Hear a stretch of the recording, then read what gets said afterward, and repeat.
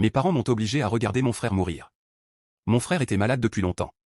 Une maladie silencieuse, lente, qui l'épuisait jour après jour. À la maison, on évitait le sujet. On parlait de tout sauf de ça, comme si ignorer la réalité pouvait la faire disparaître. Mais ce jour-là, plus personne ne faisait semblant. Quand son état s'est aggravé, j'ai voulu quitter la chambre. J'étais terrifié. Je ne comprenais pas ce qui se passait, seulement que quelque chose de grave était en train d'arriver. Mon père m'a retenu. Ma mère a murmuré que je devais rester. Que c'était important. Que je devais comprendre. Je ne savais pas ce que je devais comprendre. Mon frère était allongé, très pâle, presque méconnaissable. Sa respiration devenait irrégulière. Par moments, on aurait dit qu'il cherchait de l'air.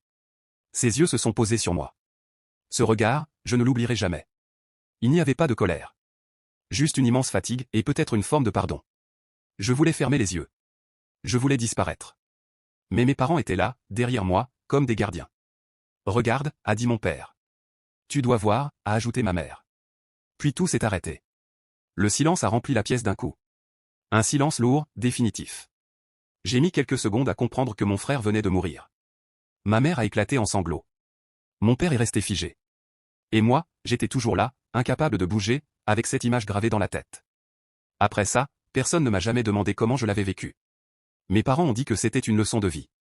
Que ça m'avait rendu plus fort. Que certaines choses devaient être vues pour être comprises. Mais avec le temps, j'ai compris autre chose. Ils ne m'ont pas obligé à regarder pour m'apprendre la vie.